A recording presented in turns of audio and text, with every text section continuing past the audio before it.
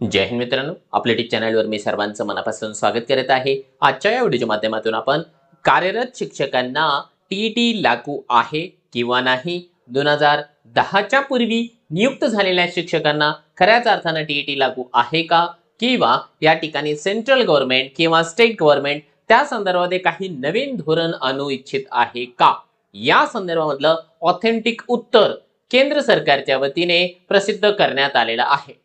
काय आहे ते उत्तर, त्यावर आपण थोडक्यामध्ये या व्हिडिओच्या माध्यमातून प्रकाश टाकणार आहोत। परंतु तत्पूर्वी आपण जर चॅनलवर नवीन असाल तर आमचं चॅनल सबस्क्राईब करा, साईडचे जे बेल आयकॉन आहे त्याला देखील प्रेस करा, जेणेकरून शिक्षक भरतीच्या संदर्भामधल्या कोणत्याही माहितीची अपडेट आपल्याकडून मिस होणार नाही। आणि मित्रांनो, आपण जर का येत्या टीईटी परीक्षेची तयारी करत असाल तर मास्टर टीचर नावाच्या ऍप्लिकेशनवर आपल्यासाठी अवेलेबल आहे गुरुजी टीईटी बॅच। या बॅच मध्ये तुम्हाला जे विषय अवेलेबल असतात, जे विषय लागू असतात पेपर 1 किंवा पेपर 2 करिता, त्या प्रत्येक विषयाचं डेली लाईव्ह लेक्चर असणार आहे, रेकॉर्डेड लेक्चर देखील असणार आहे।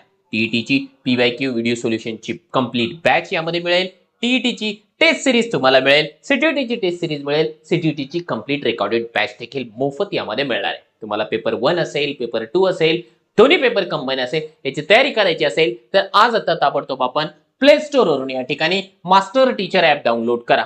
लेक्चरच नाही, तुम्हाला पीडीएफ नोट्स असेल, अनलिमिटेड व्ह्यूज आहेत, बाकीच्या सगळ्या गोष्टींची तयारी तुमची करून दिली जाणार आहे।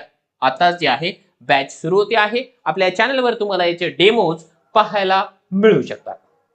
चला आता आपण जाऊया बघा या प्रश्नाच्या उत्तराकडे। बघा, भारत सरकार शिक्षा मंत्रालय स्कूल शिक्षा और साक्षरता विभाग लोकसभेमध्ये अतारांकित प्रश्न संख्या 1606 नंबरला विचारण्यात आलेली आहे 9 फेब्रुवारीला। आता यामध्ये हा जो प्रश्न आहे लालजी वर्मा यांनी विचारलेला आहे आणि त्यांनी काय सांगितलं, क्या शिक्षा मंत्री ये बताने की कृपा करेंगे। त्यांनी डायरेक्टली जे शिक्षा मंत्री आहेत त्यांना प्रश्न विचारला होता की एनसीटीई के दिशा निर्देशों के अनुसार वर्ष 2011 से पहले नियुक्त कई शिक्षक अभी भी देश में शिक्षक पात्रता परीक्षा से संबंधित अनिश्चितता और प्रशासनिक बाधाओं का समान सामना कर रहे हैं, और यदि हाँ तो संबंधित ब्यौरा क्या है।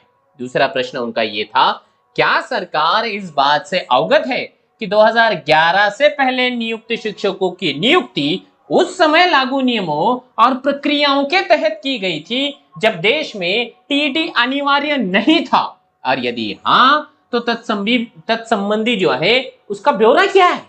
और तीसरा और अंतिम सवाल यहां पर पूछा गया था ग नंबर में, क्या सरकार का 2010 से पहले विधिवत नियुक्त सभी शिक्षकों को टीईटी से पूरी तरह छूट देने के लिए एक स्पष्ट समान राष्ट्रीय नीति जारी करने का विचार है, ताकि यह सुनिश्चित किया जा सके कि उनके साथ कोई अन्याय न हो। यदि हाँ तो उसका जो ब्यौरा है वो दे दो। क्या सरकार यह सुनिश्चित करने का प्रयास करेगी कि टीईटी के अभाव में 2011 से पहले नियुक्त शिक्षकों की सेवाओं में पदोन्नति और अन्य अधिकारों पर कोई प्रतिकूल प्रभाव न पड़े, तथा यदि हाँ तो उसका ब्यौरा दे दो, और नहीं है तो इसके कारण क्या है। तो देखो यहां पर हमें शिक्षा मंत्री जो है जयंत चौधरी, उनका उत्तर मिला हुआ है। उसका उत्तर क्या आया है मित्रांनो, लक्षात घ्या। निःशुल्क और अनिवार्य बाल शिक्षा का अधिकार आरटी 2009 की धारा 23 की उपधारा 1 के प्रावधानों के अनुसार राष्ट्रीय शिक्षक शिक्षा परिषद एनसीटीई ने दिनांक 23 अगस्त 2010 की राजपत्र अधिसूचना द्वारा कक्षा 1 से 8 के शिक्षक के रूप में नियुक्ति के लिए पात्र होने के लिए न्यूनतम योग्यताएं निर्धारित की है। उत्तर जे आहे जनरली तेच येतं की पहिले ते 8वीला पात्र होण्याकरिता, जॉईनिंग होण्याकरिता टीईटी आवश्यक आहे। आता पुढे त्यांनी काय सांगितलंय बघा, जे नियुक्त शिक्षक आहेत त्यांच्याकरिता त्यांनी काय सांगितलेलं आहे तर तो थोडक्यामध्ये आपण बघूया।